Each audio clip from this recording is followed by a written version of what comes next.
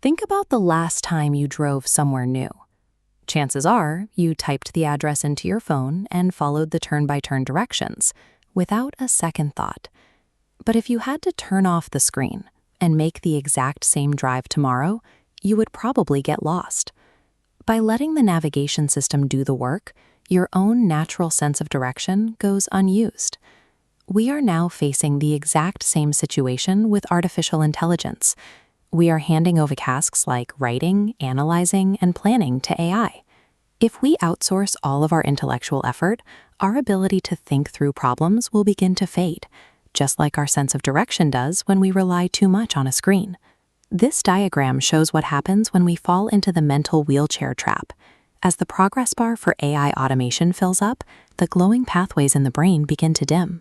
When we use AI strictly to avoid mental effort, we stop exercising our minds, which leads to our thinking skills becoming weaker over time. There is a much better way to do this. Instead of a wheelchair, we can treat AI like a spotter in a gym. A good spotter doesn't lift the weights for you. They stand by to make sure you're safe, allowing you to push yourself further and lift more than you ever could alone. Whether our mental skills grow or shrink depends entirely on how we use these tools. If we use them as a shortcut to avoid work, we lose our edge. But if we use them as a partner in the struggle, we can make our thinking sharper than ever. To get started, we can use a simple 4-step routine. The first step is lift. The core idea here is that to actually learn something, you have to start by trying to figure it out on your own. The wrong approach is to open a blank page and ask an AI to write an entire essay or a project plan for you.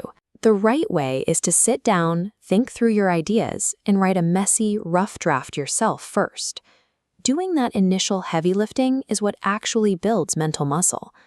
Once you've done the hard work of organizing your thoughts, then you can bring the AI in as your spotter to check your work, find gaps in your logic, or suggest ways to make it clearer. When you skip this struggle and let the machine do the first draft, you might save a few minutes, but you also bypass the way our brains actually learn. The second step is lighten. Look at this chart.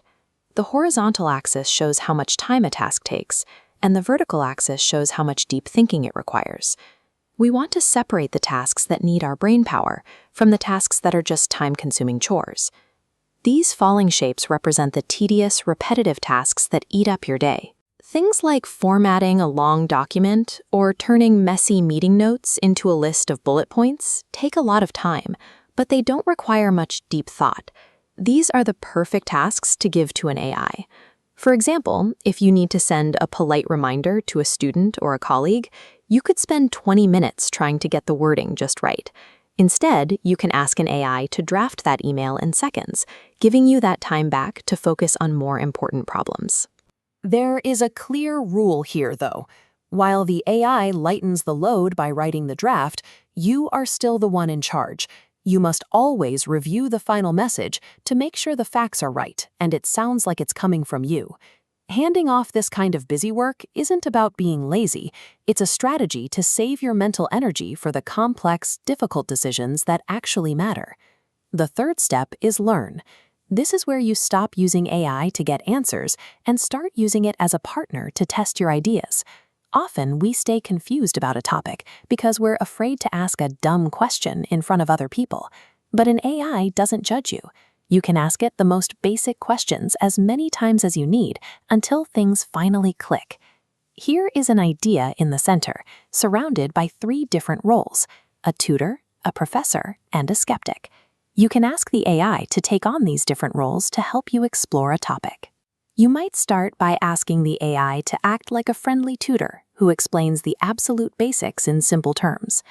Once you understand the basics, you can ask the AI to act like a professor and quiz you on the difficult parts. Finally, you turn on the skeptic role. You show the AI your work and ask it to play devil's advocate, actively poking holes in your logic to see where you might be wrong. By asking a machine to find the weaknesses in your thinking while you're working in private, you build much stronger ideas before you ever share them with the world. The final step is lead.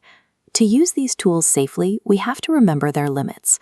Artificial intelligence works by looking for patterns in information, which means it doesn't actually understand the real world the way we do. An AI can't sense how people are feeling. It doesn't understand office politics. It doesn't have a moral compass, and it can't predict how a decision might affect people's lives in the long run. For example, an AI could draft a school policy that looks perfectly logical on paper, but if that policy ignores the way people actually behave or the values of the community, it will fail. AI is great at organizing, drafting, and suggesting, but the final decision, the leadership, must always come from a person who understands the human side of the story. So that's the routine for the cognitive gym. Do the heavy lifting yourself, clear away the chores, test your ideas with a partner, and make the final call yourself. Before you use AI for your next task, run through this quick 4-point checklist. Ask yourself, did I try this myself first? Am I just using AI for a tedious chore? Did I ask the AI to challenge my thinking? And finally, did I use my own judgment for the final result? The people who find the most success in an AI world won't be the ones who use these tools the most. They will be the ones who use them with the most discipline. Don't let artificial intelligence do your thinking for you. Use it to do the chores, test your logic, and make your own mind sharper, stronger, and better prepared for whatever comes next.